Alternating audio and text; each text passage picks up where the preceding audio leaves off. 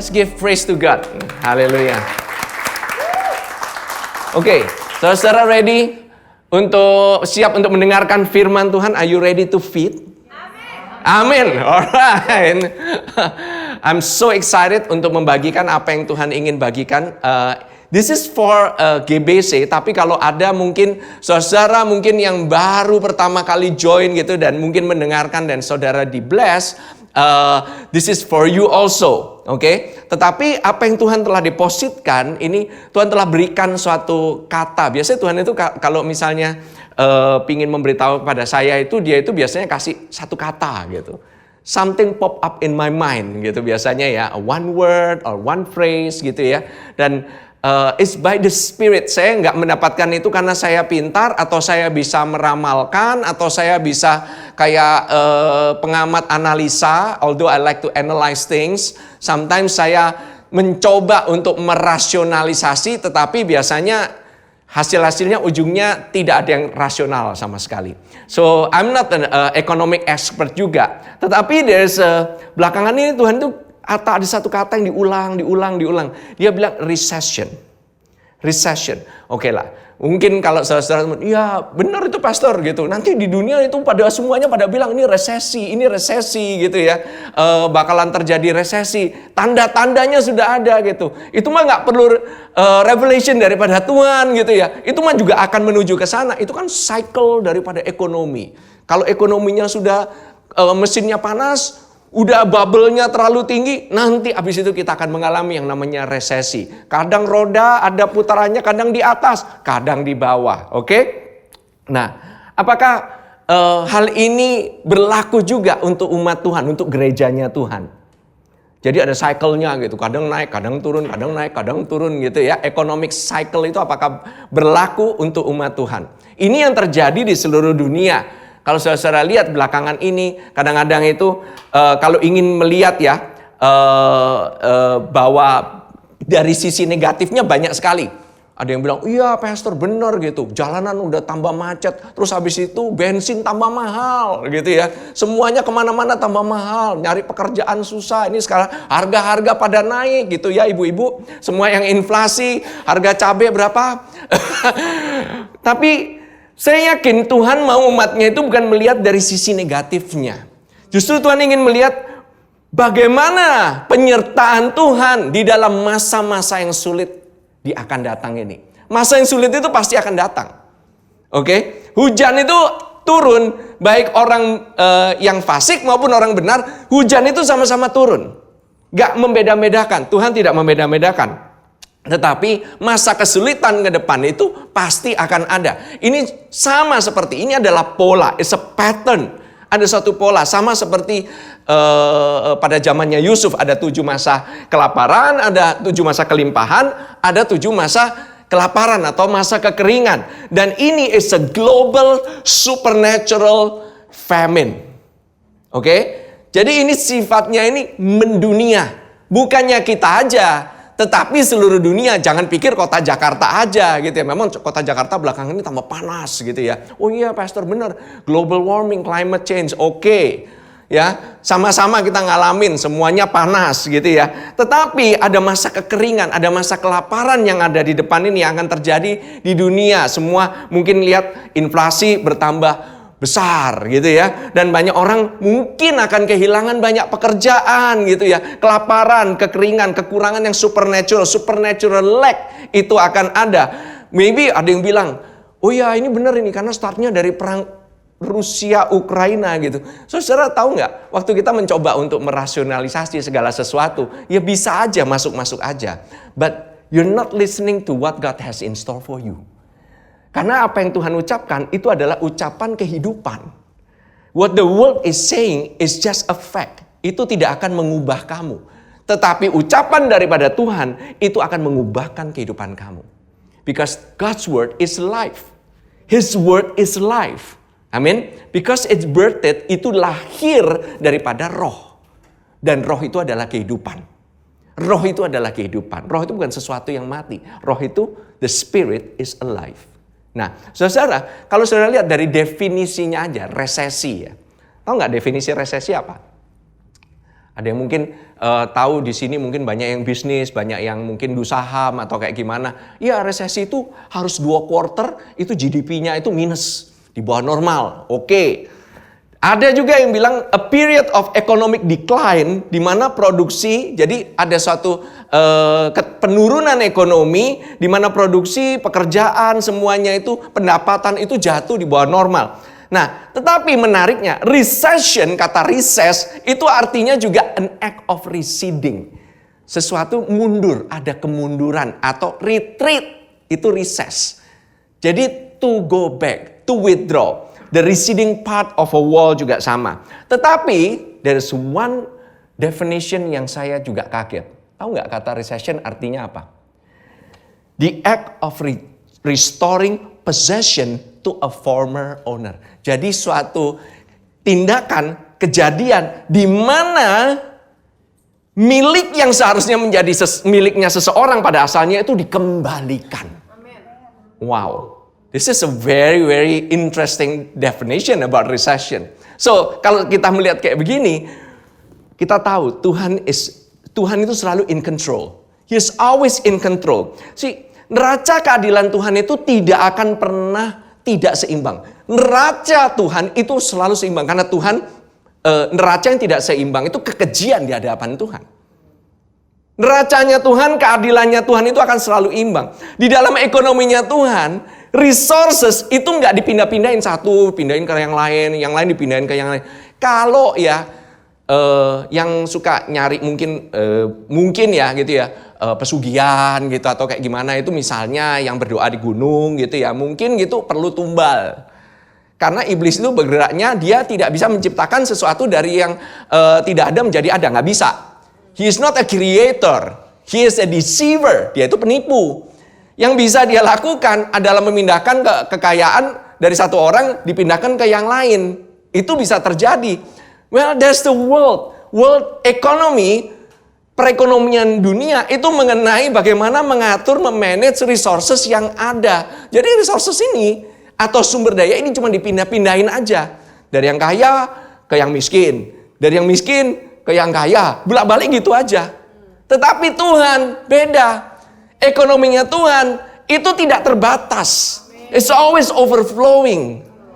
Prinsipnya dia itu tidak tergoncangkan. Di mana prinsip dunia itu selalu bisa digoncangkan. Selalu bisa ada ketidakstabilan. Tetapi di dalam Tuhan itu selalu stabil. Always unshakable. Always, semuanya itu always unlimited di hadapan Tuhan. So, kita mau hidupnya berdasarkan apa? Ekonominya Tuhan atau ekonominya dunia?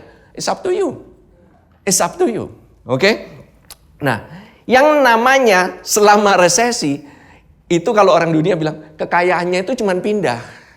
Jadi kalau saham turun, itu sahamnya balik ke pemiliknya.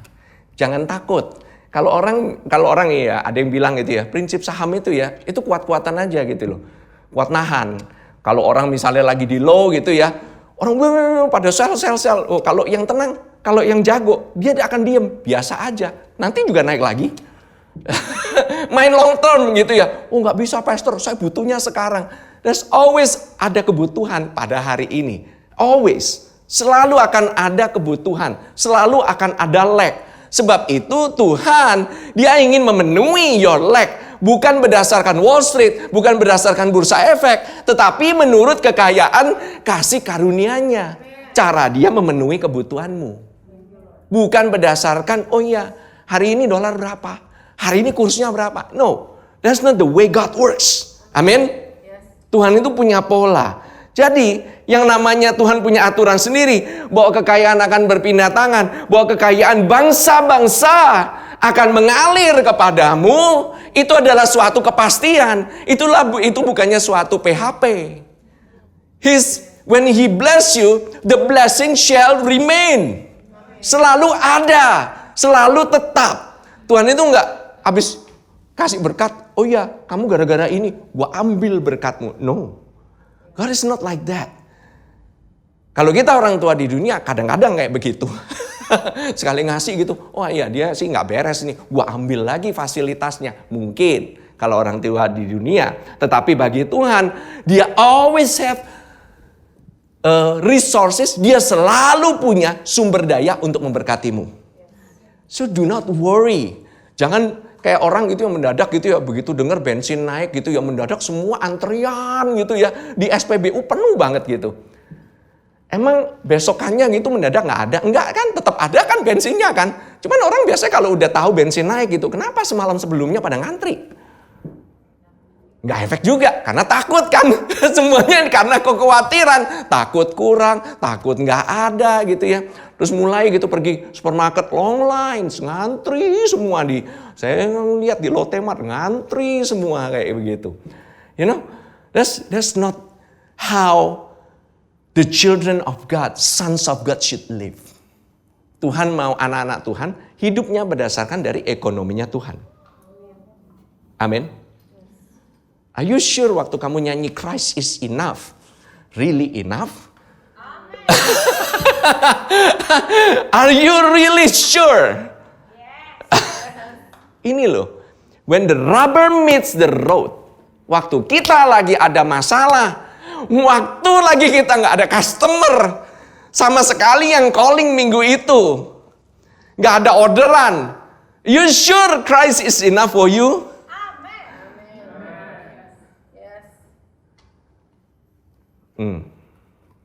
Saudara, Tuhan tahulah banyak ketidakadilan di dunia ini.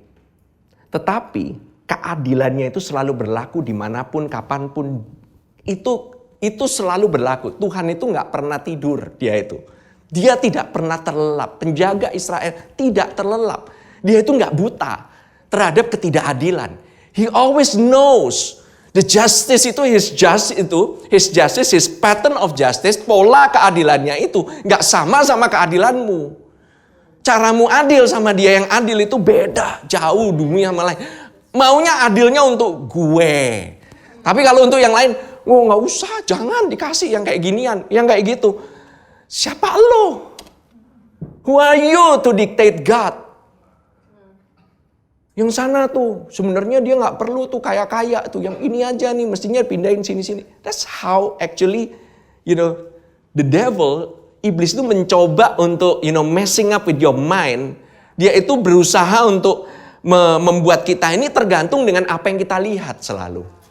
Bukan dengan apa polanya Tuhan, apa yang ada di dalam firman. Tetapi Tuhan mau supaya bagaimana kita ini bisa keluar daripada ketergantungan kita terhadap apapun yang terjadi di luar sana. Siklus ekonomi dunia kah? Ini falas mau naik mau turun kah? Saham mau naik mau turun kah? Dia mau kita ini bisa kembali bergantung kepada ekonominya Tuhan. Amin. Amin. See, the thing is, Tuhan itu, He is never surprised. Dia itu gak pernah kaget. Because what? He is omniscience. Dia itu mengetahui segala sesuatu. He is omnipresent. Dia itu sudah berada in the future. Dia itu berada di past, now, and the future. That's why He is the God of I am. Oke? Saudara, Tuhan itu gak bisa dibatasi sama waktu, sama ruang, sama keadaan. Terus Tuhan itu kaget gitu. Oh iya ya, wah ternyata sekarang bubble ekonomi ya. Wih kaget tuh gitu. Kamu mungkin kaget. Tuhan gak pernah kaget. Nah, kalau kita mengenal buat jati diri kita sebenarnya, bahwa sesungguhnya bahwa kita ini sama seperti Dia, ada di dunia ini, it means, kita ini udah ngomongin udah 2-3 minggu ini mengenai manusia roh. Mengenai bahwa manusia itu ada tubuh, jiwa, dan roh. The spiritual man, that's who you are. Itu bukannya yang lain. Always, that's who you are. That's who I am. Karena Tuhan adalah roh, kita juga adalah manusia roh. That is our identity. That's why hidup kita tidak berdasarkan dunia, tapi hidup kita berdasarkan roh. Rohnya. That's why waktu kita mencermin ya, kita ini harusnya selayaknya hidupnya seperti apa? Seperti Yesus hidup. Bukan waktu dulu, waktu Dia berjalan di Yerusalem, tetapi as He is. Coba kita buka bersama 1 Yohanes 4 ayat 17. Let us see. Let us see the word. Dalam hal ini lah kasih Allah sempurna di dalam kita. Perfected. Oke, disempurnakan. Yaitu kalau kita mempunyai keberanian percaya pada hari penghakiman. Bukan pada hari-hari yang senang aja. Tetapi justru kita percaya pada hari penghakiman. Disitulah kasih Tuhan itu disempurnakan. Nah, apa artinya keberanian kita percaya pada hari penghakiman? Artinya adalah karena sama seperti Dia, kita juga ada di dalam dunia ini. As He is, bukan as He was, tetapi as He is. Di mana Tuhan sekarang ini? Di mana Yesus sekarang ini? Duduk di sebelah kanan Allah Bapa.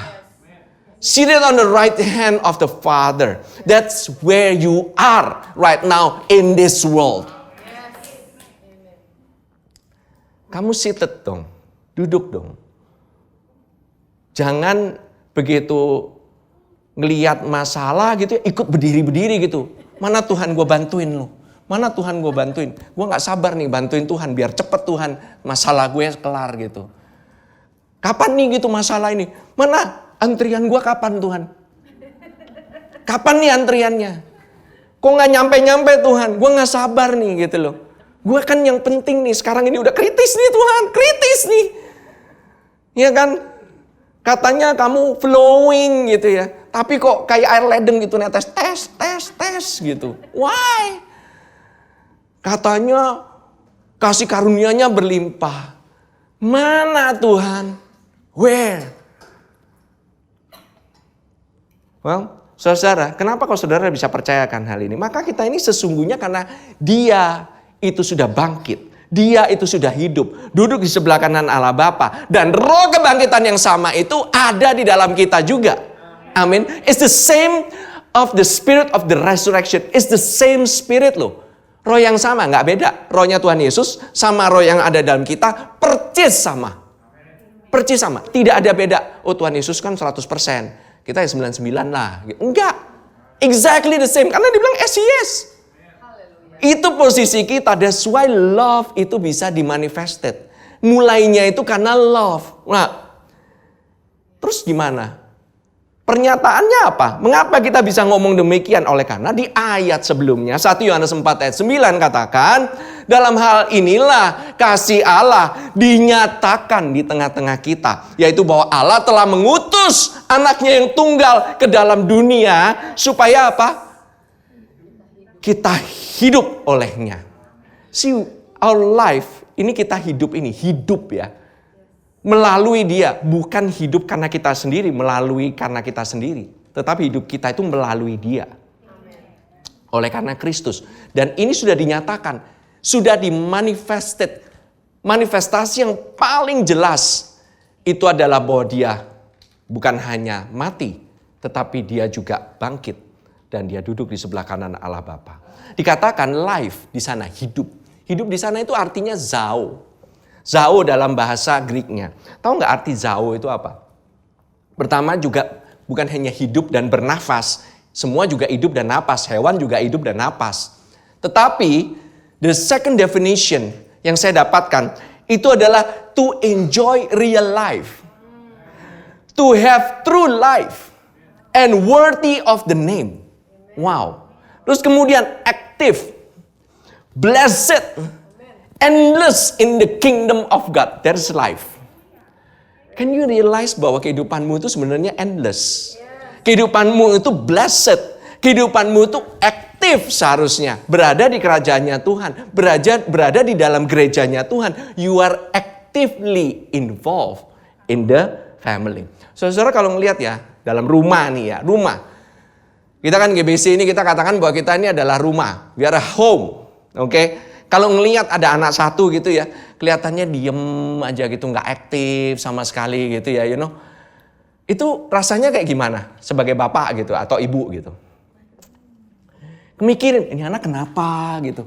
Ini Tuhan itu mikirin kalau kamu itu nggak active and blessed dan endless in the kingdom of God. Kamu pikir kamu mikirin, Tuhan lebih kepikiran. His thought itu is higher than your thought. Jadi dia udah tahu nih anaknya ini bakalan kepikiran.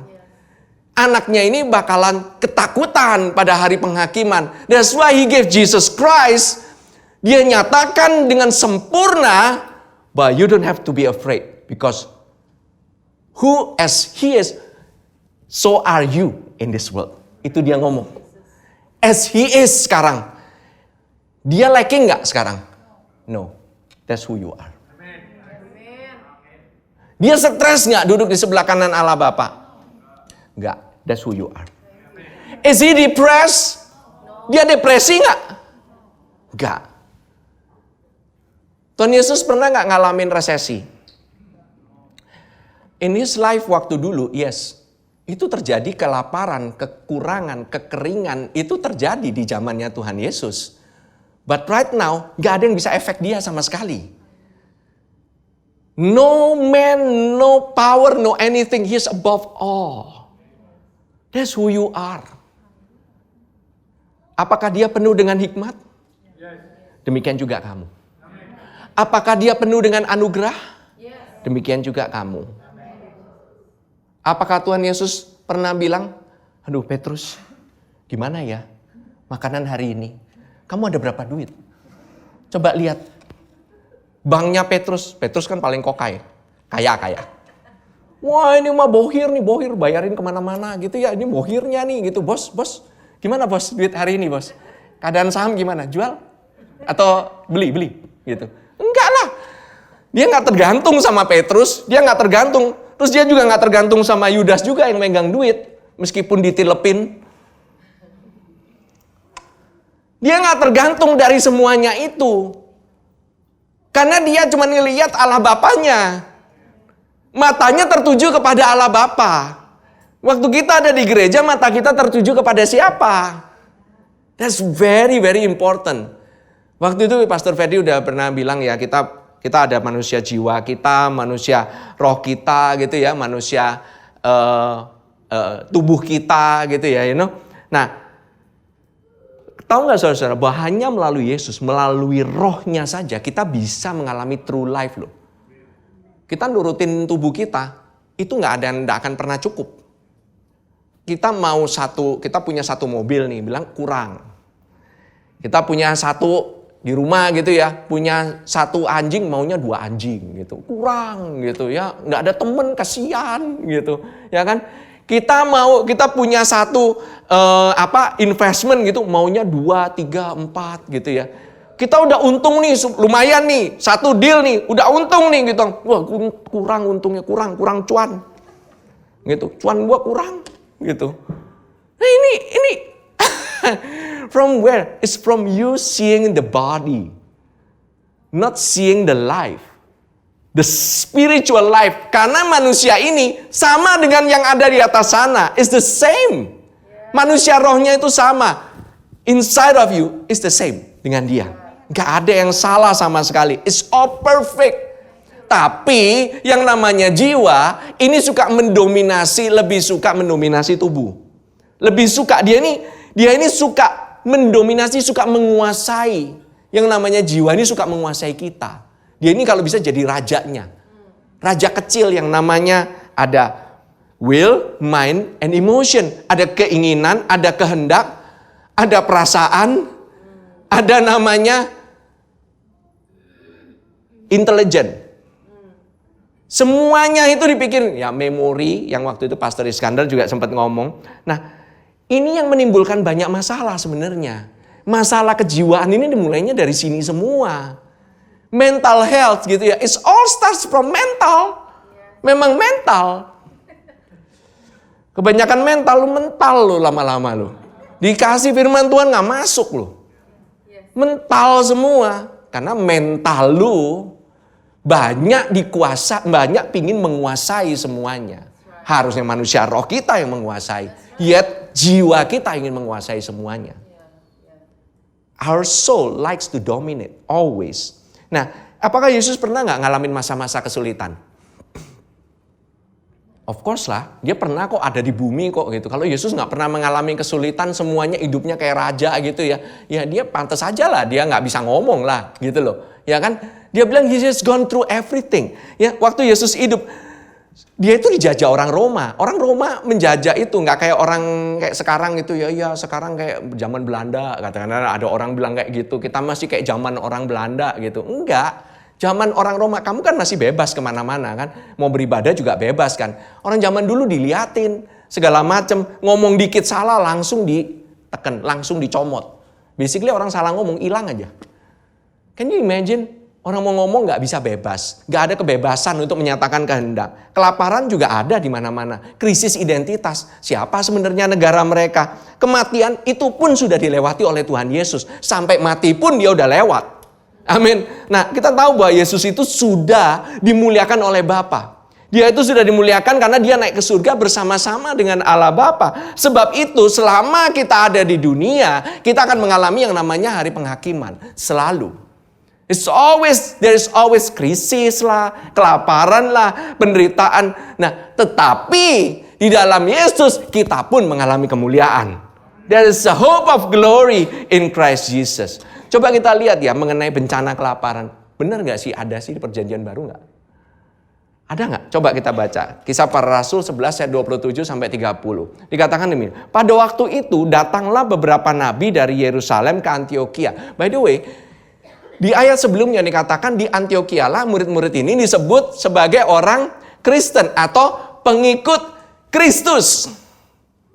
Mereka mungkin nyanyinya dulu, I have decided to follow Jesus, no turning back, no turning back. Pas disebut sebagai kayak gitu, seorang dari mereka yang bernama Agabus bangkit dan oleh kuasa roh ia mengatakan apa? Bahwa seluruh dunia akan ditimpa bahaya kelaparan yang besar. Hal ini terjadi juga pada zaman Claudius.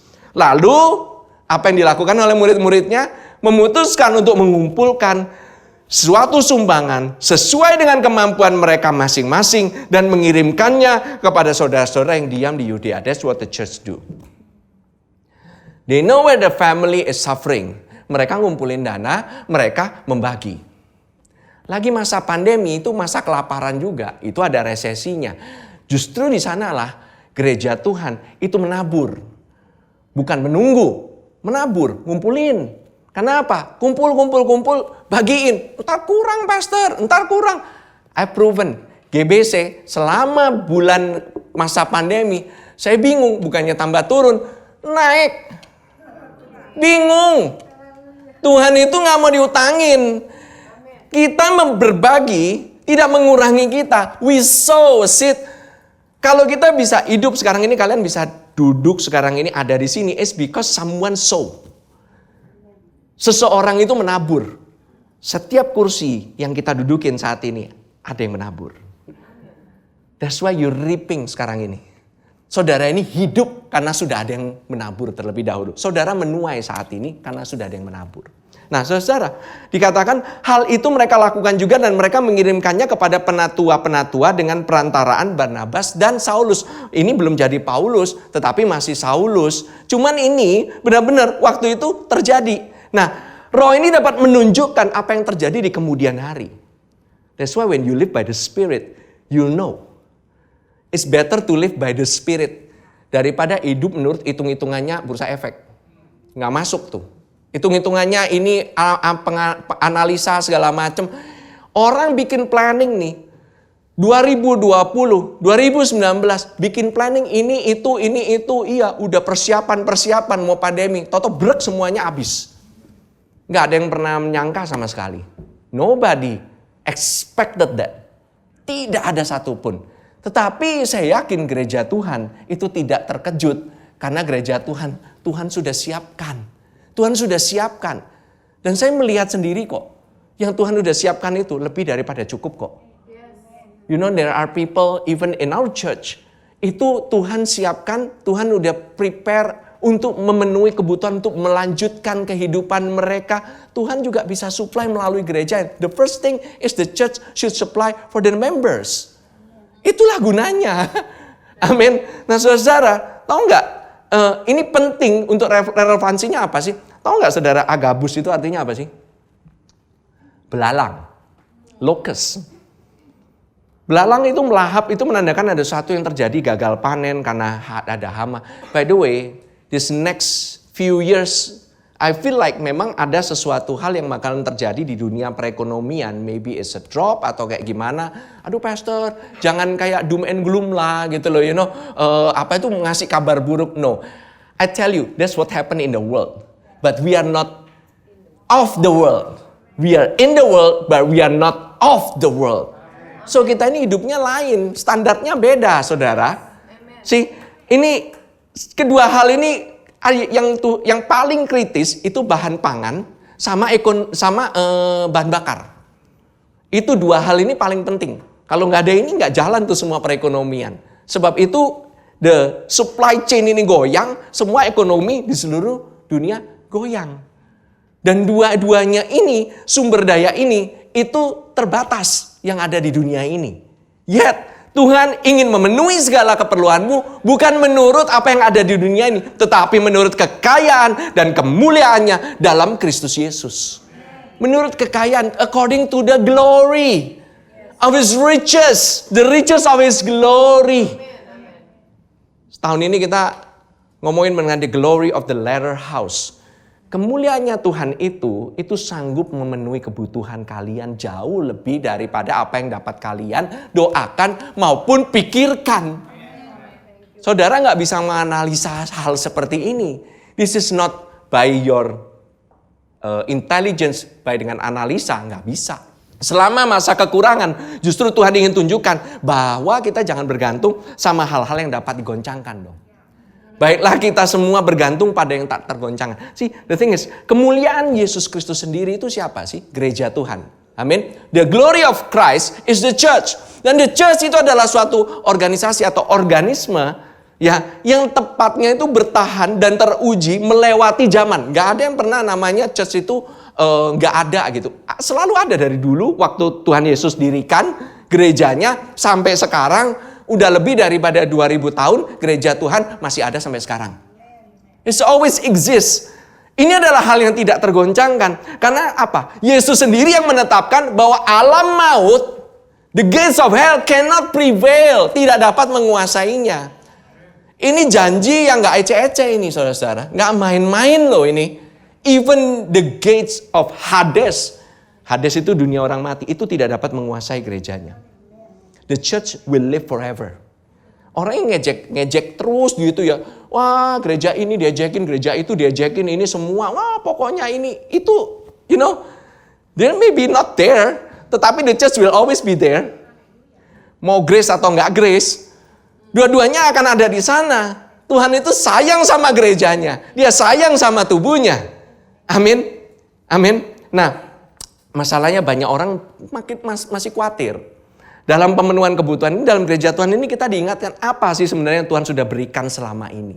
What is in the spirit, apa yang Tuhan sudah depositkan sebenarnya. Sebenarnya apa yang saya khotbahkan ini, apa yang firman Tuhan yang saya khotbahkan sekarang ini, siapapun yang khotbah di atas mimbar ini, sebenarnya saudara di rumah itu udah baca dan saudara udah confirm. Begitu saudara dengar firman Tuhan ini, yes, this is what I got. This is confirmation of what I already have from the Lord. Itu caranya Tuhan bekerja. It's a confirmation. Apa yang Tuhan sudah kasih. Jadi selama ini kamu berpikir gitu ya. Kok Tuhan ngasih saya ngomong kayak gini. Di dalam gereja Tuhan. Di mana ada firman Tuhan diberikan. Tuhan berikan suatu fondasi yang solid untuk kita bisa berpijak. Yaitu di atas dasar firman-Nya. Karena mungkin mungkin selama ini ada dalam pikiran kita gitu ya. Tuhan kasih dalam pikiran kita hal yang berasal daripada roh. Tetapi kita mungkin sulit atau susah mengungkapkan dengan kata-kata kita. Yet somehow in the church, waktu ada pengajaran, waktu ada pengkhotbah yang khotbah, itu dikonfirm. Confirm. So Tuhan ini sebenarnya udah ngasih untuk saudara. Amin. Nah, Matius 6 ayat 25. Mari kita baca ya salah satu perikop ini. Karena itu, aku berkata kepadamu, janganlah khawatir akan hidupmu, akan apa yang hendak kamu makan atau minum. Dan janganlah khawatir pula akan tubuhmu, akan apa yang hendak kamu pakai. Bukankah hidup itu lebih penting daripada makanan, dan tubuh itu lebih penting daripada pakaian? Pandanglah burung-burung di langit yang tidak menabur dan tidak menuai, tidak mengumpulkan bekal dalam lumbung, namun diberi makan oleh Bapamu yang di surga. Bukankah kamu jauh melebihi burung-burung itu? Pernah lihat burung nabung? Mungkin ada yang pernah ya. Burung ngambil gitu. Tapi itu biasanya nggak mungkin kan punya lumbung gede gitu burung gitu ya. Punya lumbung segede kayak ini ya. Apa itu? Lumbungnya logistiknya apa gitu. Nggak mungkin gitu loh. The thing is, kita melihat, kalau melihat burung aja, burung itu lebih berharga, nggak lebih berharga daripada kita. Yet kita bisa lebih khawatir daripada itu burung, padahal burung itu sendiri udah dipelihara sama Tuhan. Pernah lihat burung itu di tanah gitu matok gitu ya. Apa yang dipatok tahu nggak? Nggak ada, kayak kosong gitu patok. Itu dikasih makan loh sama Tuhan. Ini burung nih, ada burung nih nanti dia ada di atasnya ini ya. Dia berdiri di atas gedung gitu ya, di atas gedung Sampurna gitu ya. Dia ngelihat ke bawah, ini manusia gitu ya, lari ke sana kemari gitu ya. Sibuk banget itu, kerja ngumpulin ini, wah satu kepikiran, wah calling terus gitu ya. Sibuk banget. Wah kesian ya mereka ya. Dia ngeliatin gitu. Kita nggak ngapa-ngapain aja dipelihara sama Tuhan. Kayak burung. Just a revelation about birds. Ingat ya, mereka nggak lebih berharga dibanding kita, apalagi kita. Pasti kita di take care sama Tuhan. Sebab itu Tuhan berkata jangan khawatir.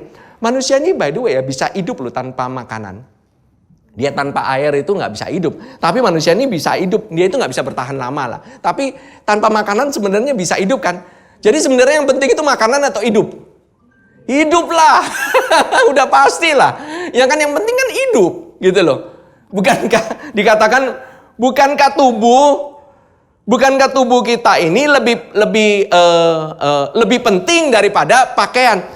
Makanan itu melambangkan apa yang kita punyai, apa yang bisa didapatkan dari dunia ini. Sama juga dengan pakaian. Tetapi tubuh kita yang sehat itu jauh lebih penting daripada pakaian yang kita pakai. Ini nggak matters, ini apa yang saya pakai segala macam. Ini nggak akan matters kalau saya sakit-sakitan. If you are healthy, that means your body. That's why take care of your body. Jagalah tubuh kita. Kita makan vitamin segala macam karena ini cuma satu-satunya yang kita punya. You need to be healthy supaya kamu bisa pergi dan memberitakan kabar baik kemana-mana. That's why. Oke? Kalau kamu sakit-sakitan ya nggak bisa dong. Kamu pergi aja nggak bisa. Kita ini lebih berharga daripada burung. Ingat ya saudara. Burung kalau dipelihara Tuhan, kita pasti dipelihara Tuhan. Tapi tahu nggak ya, ayat sebelumnya ini yang sangat menohok. Itu di ayat sebelumnya. Saudara baca ya, Matius 6 ayat 24 sampai 25. Coba ya. Saudara baca baik-baik ya. Tak seorang pun dapat mengabdi kepada dua tuan. Karena jika demikian, ia akan membenci yang seorang dan mengasihi yang lain. Atau ia akan setia kepada yang seorang dan tidak mengindahkan yang lain. Kamu tidak dapat mengabdi kepada Allah dan kepada Mamon. Saudara, ini sebabnya, by the way, Mamon itu adalah personifikasi. Ini bahasa Aram ya, jadi bahasa Ibrani yang Tuhan Yesus ngomong di zamannya Tuhan Yesus itu namanya Aramaik. Bahasa Aram, itu yang Tuhan Yesus ngomong. Nah, ini pada zaman itu, Mamon itu artinya personifikasi daripada kekayaan atau keuangan. Representatif daripada kekayaan atau keuangan. Dibilang apa? Kamu tak seorang pun dapat mengabdi. Gak ada yang bilang jangan mengabdi kepada dua tuan. Gak ada loh. Dibilang kamu tuh gak dapat. Kamu tuh gak bisa mengabdi. You cannot sama do not. Itu beda. Jangan mengabdi kepada Tuhan. Enggak. You cannot. Kamu tuh gak bisa ngabdi kepada dua tuan. Kamu tuh harus ngabdi kepada salah satu. Emang gak bisa. Either you focus on your eyes, you fix your eyes. Kamu lihat matamu itu kepada Tuhan Yesus. Atau kamu lihat kepada uang. That's it. Hayo. Ya kan? Jebret ini. Sekali kena ini. Aduh gitu. Bener sih. Detik saya mulai. Nah indikasinya apa? Kamu tahu nggak indikasinya? Gampang. Ayat 25 ada kata, karena itu sebabnya ayat sebelumnya. Jadi kalau kamu khawatir, ya kamu tahulah kepada siapa kamu mengabdi. Oh. Kamu pikir saya kebal? Enggak lagi saudara. Saya juga nggak kebal kayak demikian. Cuman Tuhan bilang, kamu nggak bisa mengabdi kepada dua tuan. Ingat, bukan jangan mengabdi, nggak bisa. Hanya karena ini. Tuhan ini nggak masalah untuk kita memiliki kekayaan. Nggak masalah sama sekali. Tuhan itu masalah kalau kekayaan memiliki kita. That's the problem. Sebab itu solusinya itu ada di Matius 6 ayat 33. Dia turun ke bawah. Itu tema kita tahun lalu. The year of the kingdom of God. Di mana Matius 6 ayat kita baca ya. 6 ayat 31 katakan, sebab itu janganlah kamu khawatir. Ini udah disebut jangan kamu khawatir itu berapa kali? Berkali-kali pastor seingat saya. Ya iya. Saudara kalau ingat kata yang berkali-kali yang disebutkan sama Tuhan Yesus artinya apa? Penting sekali. Masalahnya kita ini suka khawatir. Tuhan itu bilang jangan khawatir. Tapi kita khawatir. Ya karena ada hukum sih. Dibilang jangan khawatir, saya jadi khawatir deh. Please lah. Gitu loh. Protes, jangan protes ke saya lah. Itu firman Tuhan. Proteslah ke firman Tuhan. Oke, jangan kamu khawatir dan berkata apa yang akan kami makan, apa yang kami minum, apa yang kami pakai. Semua itu dicari bangsa-bangsa yang tidak mengenal Allah. Akan tetapi Bapamu yang di surga tahu bahwa kamu memerlukan semuanya itu. Tahu nggak Bapak di surga? Tahulah. Tetapi carilah dahulu kerajaan Allah dan kebenarannya, maka semuanya itu akan ditambahkan kepadamu. Apa yang kita lakukan cuma satu. Carilah dahulu kerajaan Allah. What is kerajaan Allah? The gift. His gift of righteousness. His righteousness. Jadi kebenarannya, anugerah kebenarannya. Di mana di kayu salib Tuhan Yesus itu mati bagi kita, menanggung segala dosa-dosa kita. Dia tidak mengenal dosa, tidak ada dosa di dalam dia, tidak pernah melakukan dosa sama sekali. Dia menjadi dosa bagi kita, supaya kita dibenarkan di dalam dia. To seek His righteousness. Mencari kerajaan, mencari kebenaran sama dengan kita mengikuti. Dan apa yang bisa kita gali, apa yang kita bisa pelajari, apa yang kita bisa internalize, apa yang kita bisa serap mengenai anugerah kebenaran ini. Bahwa kamu ini dibenarkan. Nah, akibatnya pada saat kamu mencari bahwa Tuhan itu membenarkan kamu, lebih lagi kamu mencari semuanya ini, makanan, pakaian, apa yang kamu pakai ini, itu diberikan oleh Tuhan. Termasuk juga pemenuhan kebutuhan, kesehatan, semuanya ditambahkan kepadamu. Amin. Saudara, Paulus ini menulis kepada Timotius ini bagaimana dia mempersiapkan untuk masa yang akan datang. Di mana dia itu mempersiapkan fondasi keuangan yang kokoh itu untuk hari-hari yang jahat dan hari-hari yang serba kekurangan. Saudara ingin tahu ayatnya di mana? 1 Timotius 6 ayat 18 sampai 19 kita baca bersama-sama. Peringatkanlah agar mereka itu berbuat baik, menjadi kaya dalam kebajikan, suka memberi dan membagi. Dan dengan demikian mengumpulkan suatu harta sebagai dasar yang baik bagi dirinya di waktu yang akan datang untuk mencapai hidup yang sebenarnya. Bahasa Inggrisnya demikian. Let them do good, that they be rich in good works, ready to give, willing to share. Ready to give, willing to share. Ini apa? Storing up for themselves a good foundation. Bukan cuma a foundation. A good foundation for the time to come. That they may lay hold on eternal life. Ini yang belakang gak usah diinikan. Kita gak fokus. Kita mau fokusnya kepada a good foundation for the time to come. Jadi ada suatu dasar yang kokoh di mana kita bisa berdiri menghadapi resesi yang ada di depan ini. Kuncinya itu di ayat itu juga. Sama. How to store up. Bagaimana kita bisa menyimpan. Bagaimana kita bisa mempunyai suatu landasan yang kokoh. Ini. Ready to give. Willing to share. That's actually the key. Karena apa tahu nggak? Ayat ini konteksnya berbicara apa sih? Mengenai keuangan.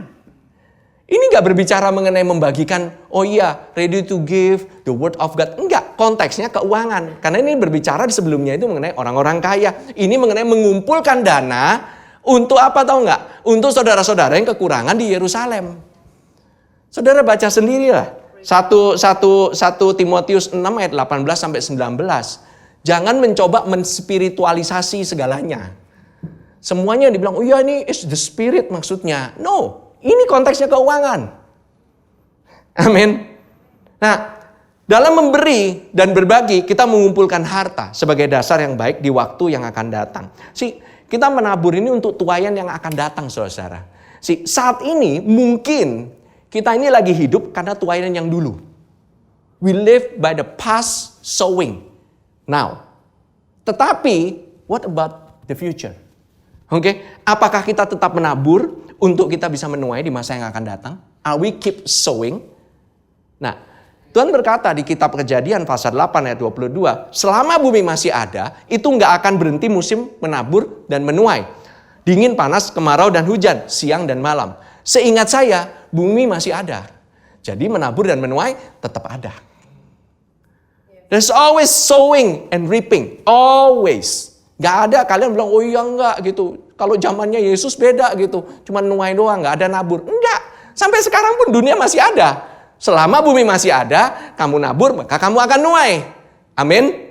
Nah, kalau kita menabur sedikit, kita menuai sedikit.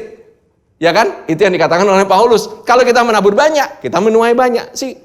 By the way, our church, gereja kita ini menabur sebelum sinode kita yang baru, waktu 5 tahun yang lalu kita punya sinode, kita juga melakukan penaburan keluar ke tempat yang gak ada hubungannya sama gereja kita. Ntar ada nabur untuk Israel, nabur untuk gereja ini, nabur ke yayasan itu, gitu ya. Nabur aja gitu. Karena apa? Selama ada yang ditabur, berarti ada yang dituai. GBC nggak pernah kekurangan, karena dulu juga pernah nabur. The thing is, kalau kita nabur, kita tahu di tanah yang baik, kalau ditabur, tuaian pasti ada. Amin. Nggak usah pusingin kapan tuaiannya. Selain daripada tuaian spiritual, juga tuaian secara fisikal. Jangan mikirin wah jauh-jauh gitu. Enggak. Karena gini loh, kita ini dipelihara Tuhan by the way selama pandemik ini. Tuhan bukan hanya baik bagi kita, tapi kita ini mau ikuti benar-benar pola yang Tuhan berikan untuk gerejanya. Amin. Amin. 2 Korintus coba ya. 2 Korintus 9 ayat 6 sampai 7. Camkanlah ini. Orang yang menabur sedikit akan menuai sedikit. Orang yang menabur banyak akan menuai banyak juga. Hendaklah masing-masing memberikan menurut apa?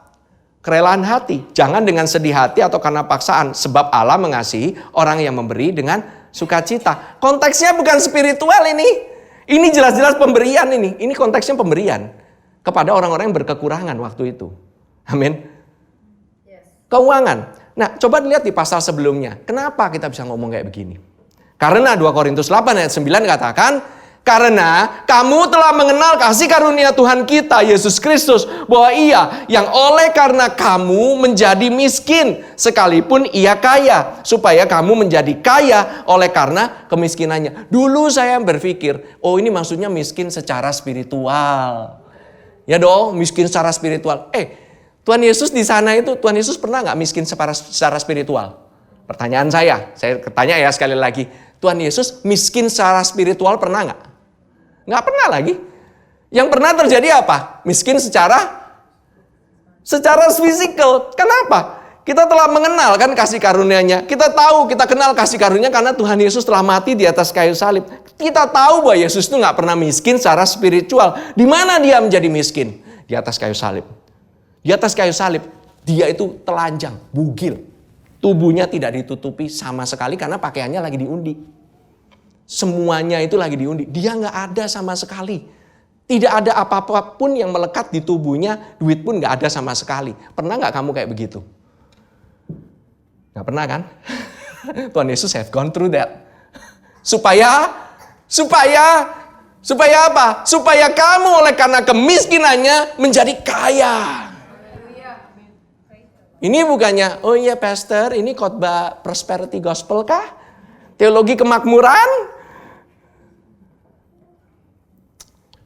No ya, kita bukannya ini. Ini jelas sekali. The exchange happen. Ini dasar firman Tuhan. Ini bukannya sesuatu yang kita mengada-ngada. Konteksnya tetap ini secara keuangan. Saudara, kita semua yang harusnya di bawah kutuk kemiskinan, kita mendapatkan kelimpahan oleh karena Tuhan Yesus. It's not because of you. Bukan kamu yang gantikan posisinya Tuhan Yesus kan? Gitu loh. Nah, so how to break that love of money? Bagaimana kita bisa melepaskan diri dari cinta akan uang? Uangnya nggak masalah. Cinta akan uangnya itu yang masalah. Oke. Saudara, receive His grace, terima kasih karunia-Nya, and be generous. That's the only thing. Ini salah satu caranya. Waktu kita menerima kasih karunia-Nya, kan kamu telah mengenal kasih karunia-Nya. Justru kamu akan jadi orang yang generous. Bukan jadi orang yang tambah pelit. Amin. Our hands, tangan kita ini jadi gampang. Lebih gampang terbuka kalau kita udah terima kasih karunia-Nya. Karena sebenarnya kita ini punya utang yang gak bakal bisa kebayar. Amin. Ya, Dia yang bayar utang kita, meskipun bukan Dia yang berutang. Itu dia nggak pernah, itu bukan utangnya dia. Sakeus itu menerima kasih karunia-Nya, dia jadi orang paling generous. Nih anak-anak muda yang kaya itu, the rich young ruler, itu merasa sudah melakukan, dia udah melakukan hal ini, melakukan hal itu, segala semuanya untuk Tuhan, malah jadi orang yang pelit.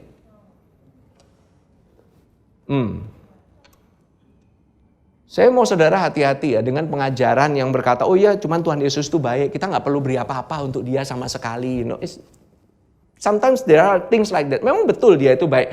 Dan gak ada pemberian kita sama sekali kepadanya yang bisa membuat dia jadi lebih baik kepada kita. Ingat ya. Nah, tetapi Tuhan membuat suatu pola bagaimana untuk menghindari ajaran yang demikian. Yaitu dengan cara menabur.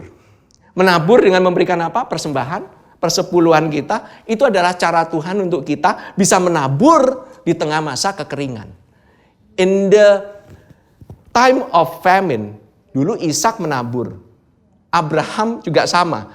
The thing is, waktu Ishak ada di tanah Gerar, dia itu mengalami famine. Justru dia menabur di tanah itu dan dia menuai 100 kali lipat di tanah itu. Amin. Di tengah-tengah kekeringan dan kelaparan. Pastor yang benar aja, ya baca sendiri makanya. Menabur ya di tanah yang subur lah, jangan di tanah yang kekeringan. Masa kekeringan nabur?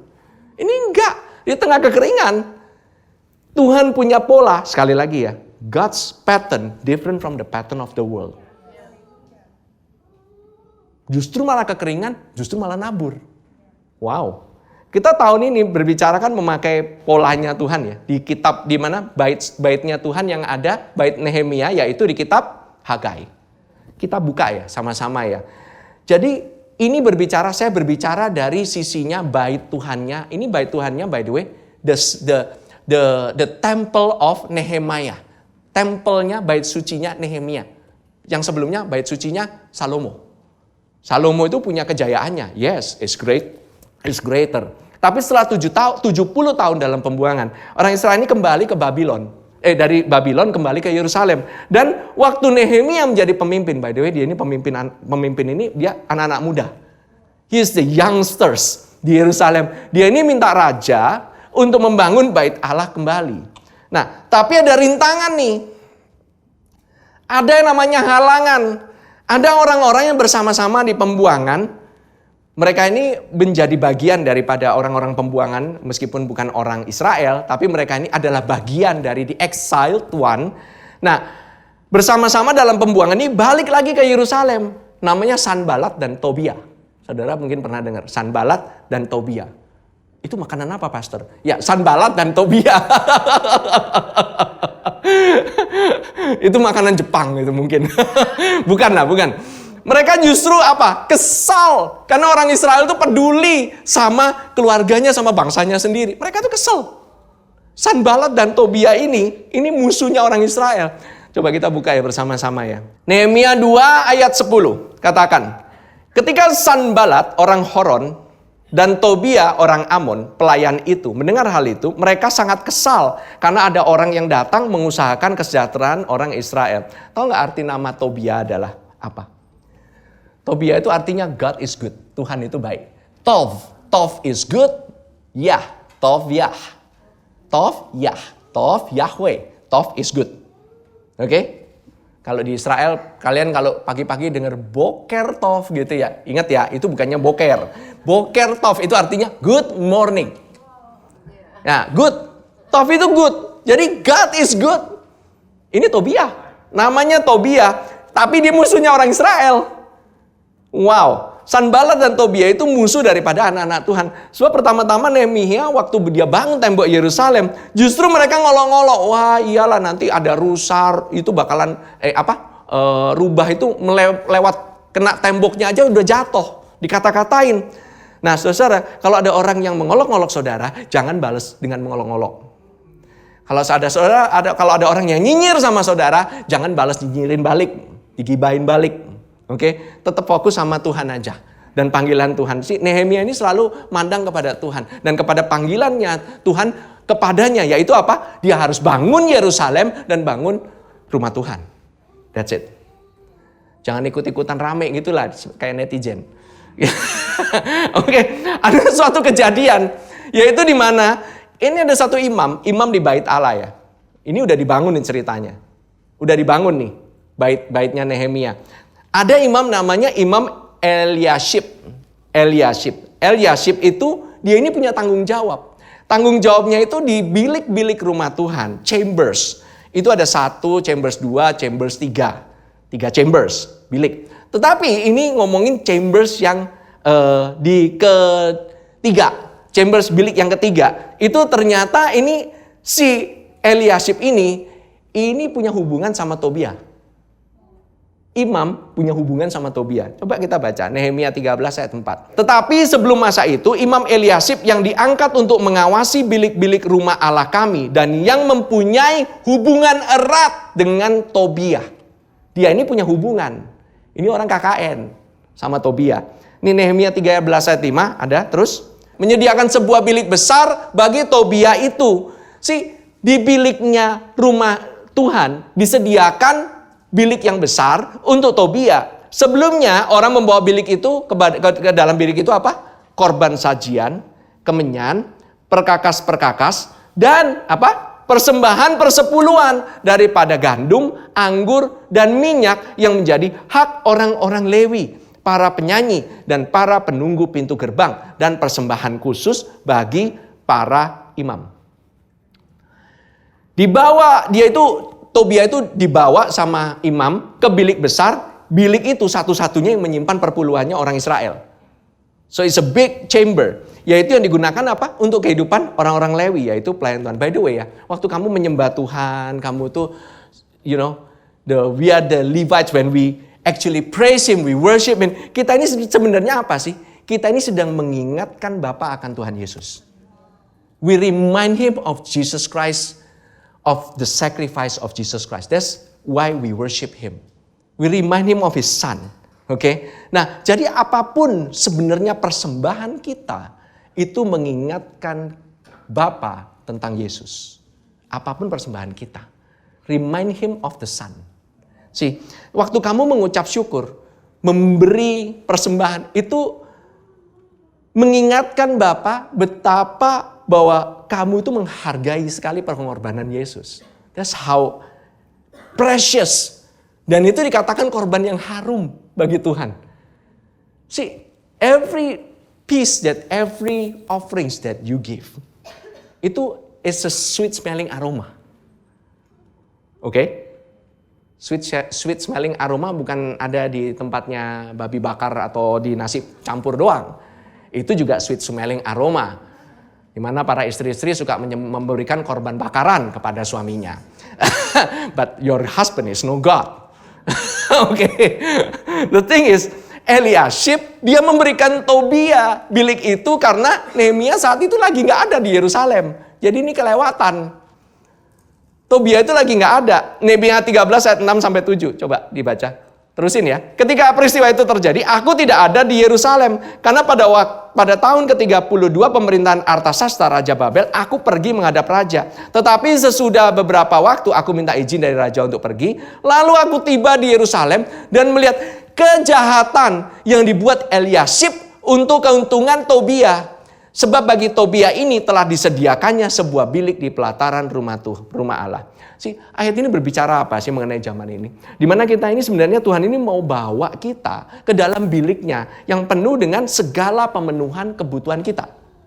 Tuhan ini mau bawa kita ke sana. Tetapi yang ada di sana bukannya ketemu perpuluhan, persembahan, tetapi yang ditemukan Tobia. Ketemunya Tobia. Dengan kata lain, orang-orang yang sekarang berkata, ya Yesus ini baik lah, Yesus ini terlalu baik sama kita. Nggak usah lah kita lagi perpuluhan, nggak usah persembahan segala macam. Tuhan Yesus ini baik, nggak usah baca Alkitab, nggak usah memuji menyembah Tuhan lagi. Kan Tuhan Yesus baik. That's not the teaching that I'm teaching now. Oke. Justru kalau kita lihat waktu di perjanjian baru, waktu orang-orang itu memberikan untuk Paulus. Coba ya kita baca Filipi 4 ayat 18, coba.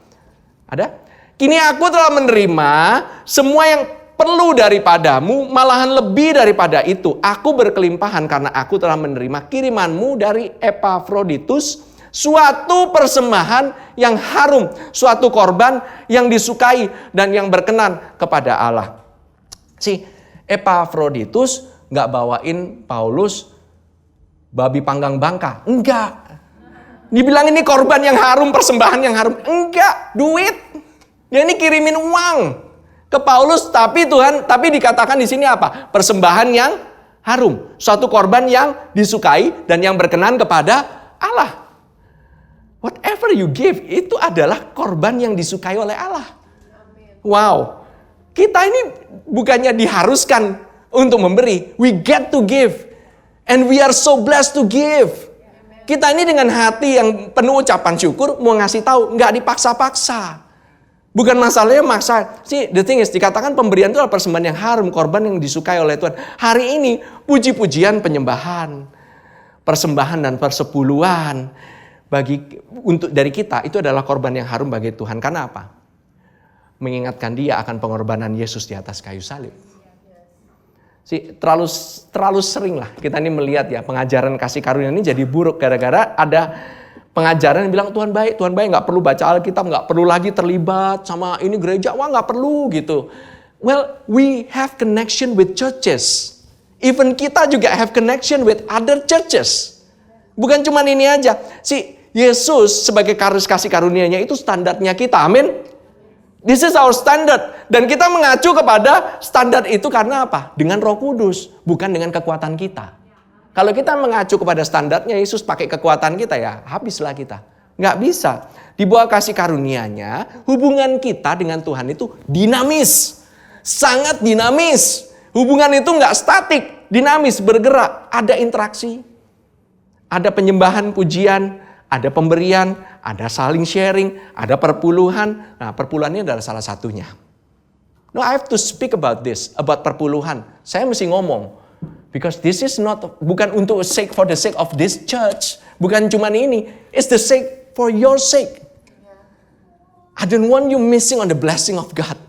The thing is, Alkitab berkata begini.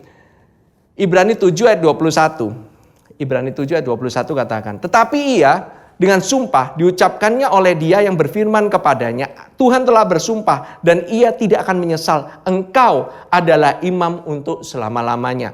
Bahasa Inggrisnya lebih jelas. You are priest forever according to the order of Melkisedek. Ini berbicara mengenai Yesus. Yesus ini adalah imam menurut Melkisedek. Dan Melkisedek yang dibicarakan di Alkitab berhubungan dengan Abraham, itu hubungannya dengan perjamuan kudus dan persepuluhan. Dan itu terjadi sebelum hukum Taurat diberikan. Way before that. Saudara ingat kan Abraham dibawakan roti dan anggur. Berbicara mengenai perjamuan kudus. Kemudian Abraham memberikan perpuluhan kepada Melkisedek. Yesus sudah bawakan kita roti dan anggur. Kita diberikan privilege untuk memberikan perpuluhan kepada Tuhan. Seperti Abraham memberikan kepada Melkisedek. Waktu kita memberikan perpuluhan kepada Tuhan, sebenarnya kita ini deklarasikan bahwa Tuhan, kamulah semua supply dan kekayaan yang saya punya. You declare that He lives. Kejadian 14 ayat 20 katakan, dan terpujilah Allah yang maha tinggi yang telah menyerahkan musuhmu kepada tanganmu, lalu Abraham memberikan kepadanya 1/10 dari semuanya. Nah, saudara-saudara, persepuluhan dari bahasa Ibraninya itu artinya kata-kata itu maaser. Coba tolong ditayangkan the picture. Maaser. Katakan maaser. Maaser. Artinya itu tithing. Di tengah-tengah kata itu ada kata aser. Katakan aser. Aser itu artinya rich, wealth. Saudara suka kan? Maasernya suka nggak? Di tengah kata aser, ini mengatakan di tengah-tengah persepuluhan itu ada kekayaan. Ini bukan saya yang bikin, ini Tuhan yang taruh di sini. Si perpuluhan itu saudara berikan dengan pewahyuan. Bukan karena kita ini, ya kita juga nggak bisa katakan, wah perpuluhan bukan lagi untuk orang percaya. Nggak bisa juga dengan alasan bahwa Tuhan itu baik. Jangan sampai kebenaran tentang persepuluhan ini ditutupi dengan pengajaran bahwa Tuhan itu baik. Let's not do that. Okay? So, untuk menghadapi hari-hari jahat yang ada di depan kita. Mungkin ada resesi, mungkin ada depresi. By the way, depresi tahu nggak artinya apa? Kalau resesi yang sangat dalam itu namanya depresi. Gampang kan? Gitu ya. Nah, Tuhan mau kita bersama-sama dapatkan pewahyuan.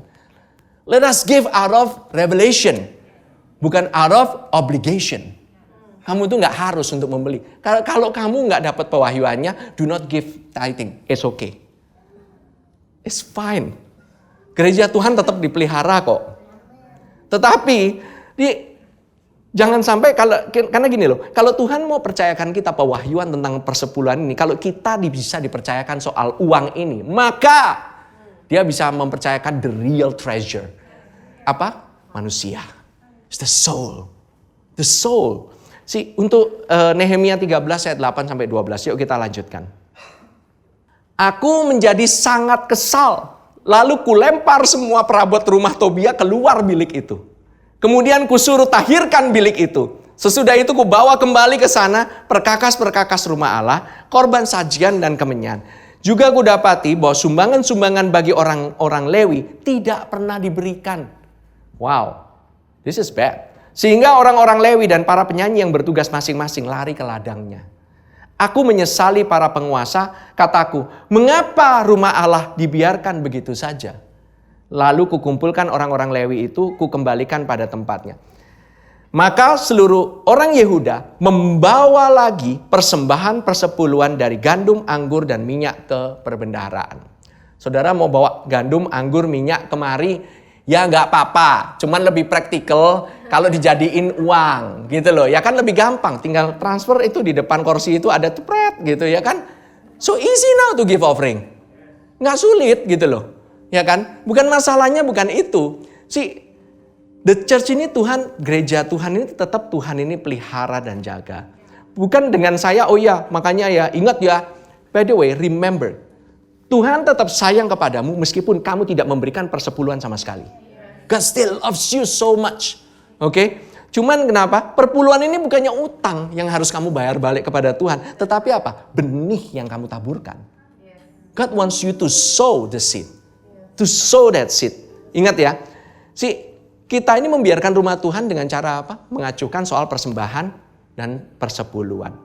Memang betul sih. Saat kamu bilang, saya kan kasih persepuluhan yang terima di sini kan manusia.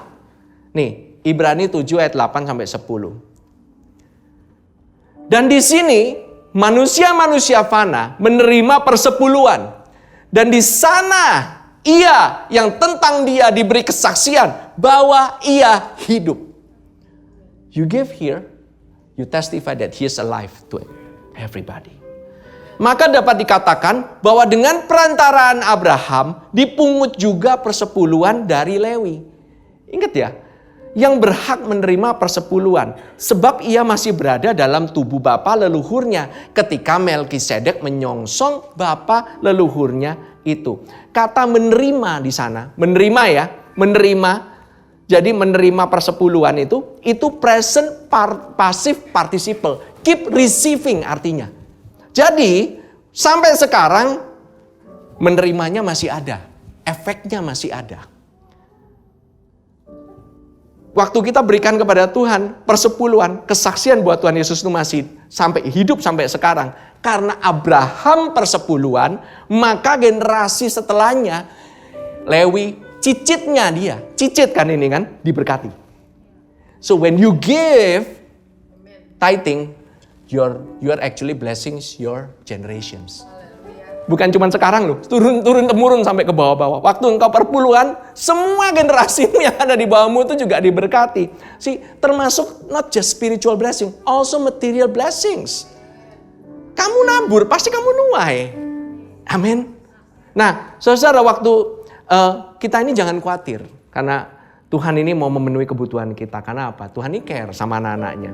Waktu kita ikutin sistemnya Tuhan, maka kita akan mengalami tuaian sesuai dengan sistemnya Tuhan. Bukan menurut sistemnya dunia.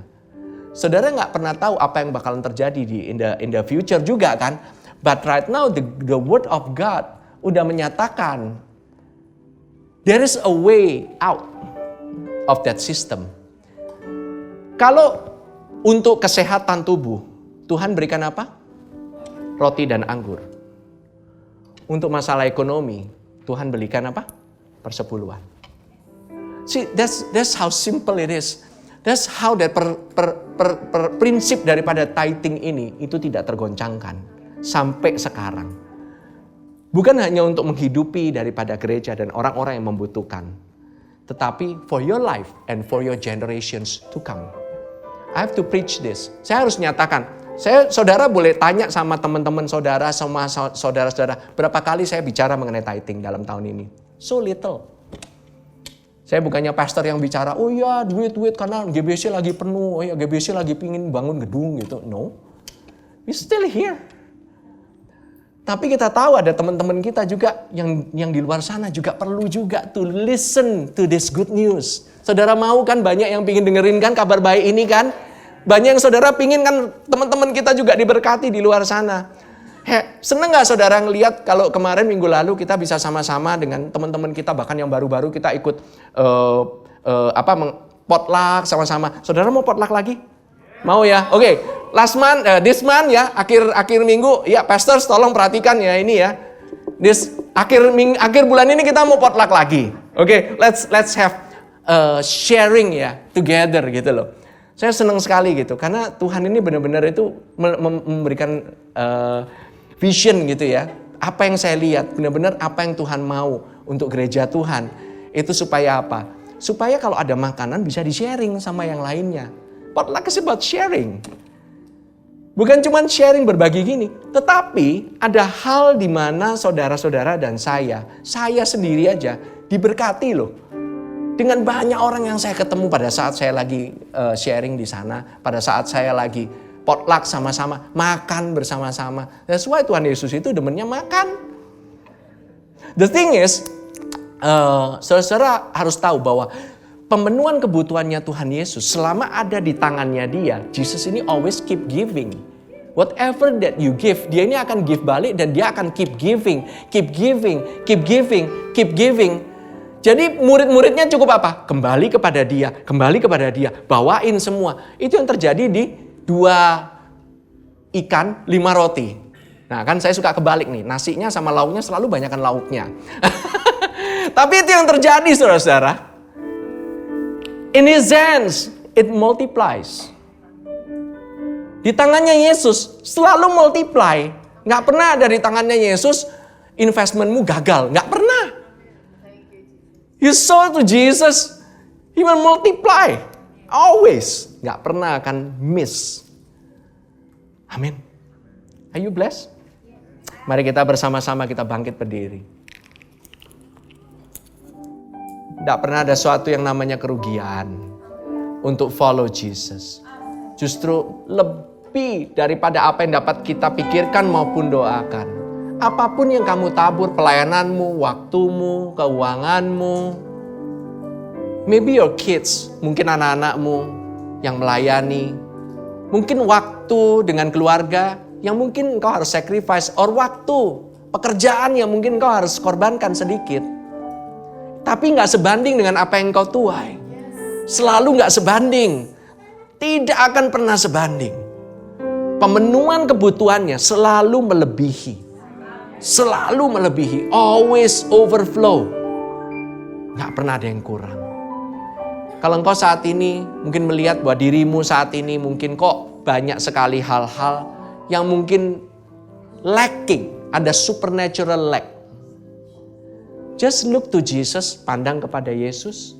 apapun kebutuhanmu itu, yes, you can work, you can do whatever, tetapi lebih daripada itu, pandang kepada Yesus. Katakan, Christ, you are enough for me. Gak ada lagi yang lain. Gak bisa, gak ada jalan lagi yang lain. There's no other way. Either you or Mammon, that's it. Gak ada lagi jalan yang lain. And I want you. Because you have died for me. Mammon never died for me. You died for me. Engkau mati untuk aku. Engkau yang memenuhi segala kebutuhanku. Bahkan nafasku yang aku hirup saat ini pun oleh karena Engkau. You can live. You can be healthy. Bebas dari sakit penyakit. Itu karena Tuhan Yesus Kristus. Mari saudara, kita angkat tubuh ini. Terima kasih Tuhan Yesus. Kita diingatkan sekali lagi bahwa Engkau Tuhan yang memenuhi kebutuhan kami untuk kesehatan kami ya Tuhan. Saat ini, siapapun yang sakit di tempat ini, whoever it is, siapapun itu, ingat Tuhan Yesus telah mati, dia di atas kayu salib, dia memberikan tubuhnya untukmu. Terima kasih Tuhan Yesus. Oleh karena bilur-bilurmu, kami mengalami kesembuhan, kesehatan yang sempurna. Di dalam nama Tuhan Yesus Kristus, mari kita makan bersama-sama.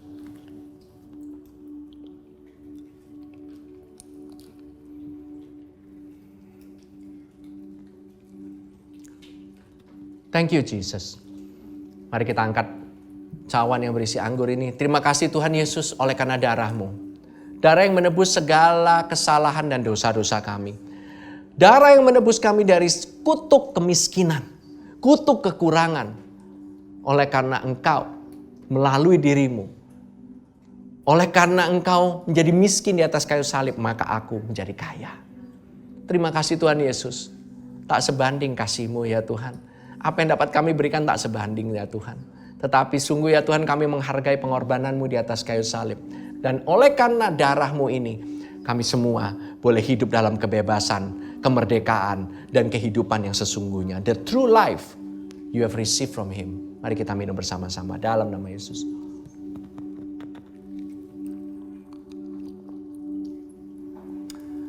Terima kasih Tuhan Yesus.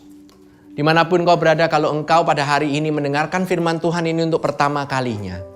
Mungkin kau mendengarkan tentang kabar baik ini. Dan kau ingin menerima dia sebagai Tuhan dan Juru Selamatmu. Mungkin kau berkata, Tuhan, itu aku. Aku mengalami apa yang tidak seharusnya aku alami, ketidakadilan. Tetapi hari ini aku mendengarkan kabar baik. Aku sama sekali belum pernah mendengarkan kabar keselamatan ini. Belum pernah menerima Tuhan Yesus sebagai Tuhan dan Rajaku.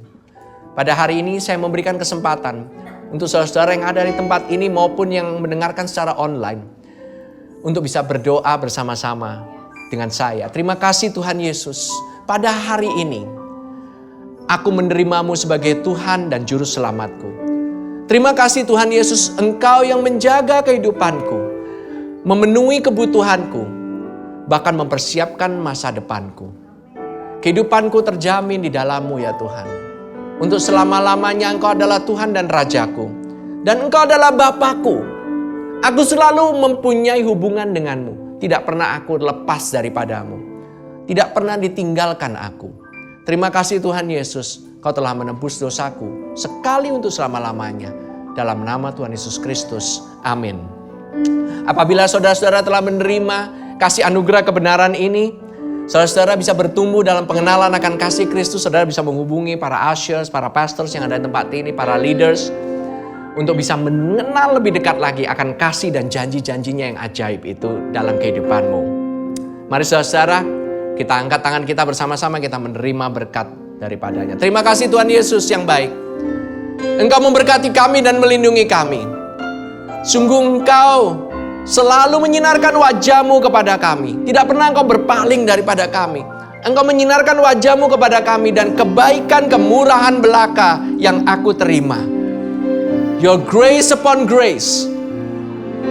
Mercy upon mercy. Terima kasih Tuhan. Kami menerima kasih karunia-Mu. Dan Engkau selalu menyinarkan, selalu menghadapkan wajah-Mu kepada kami. Engkau tidak pernah berpaling sama sekali daripada kami. Tidak pernah meninggalkan kami barang sedetik pun. Engkau memperhatikan kebutuhan kami. dan Kau memberikan kepada kami damai sejahteranya di dalam Kristus Yesus. Dan yang menerima berkat ini, katakan bersama-sama, amin, amin. Puji Tuhan, selamat hari Minggu, enjoy your Sunday, God bless you.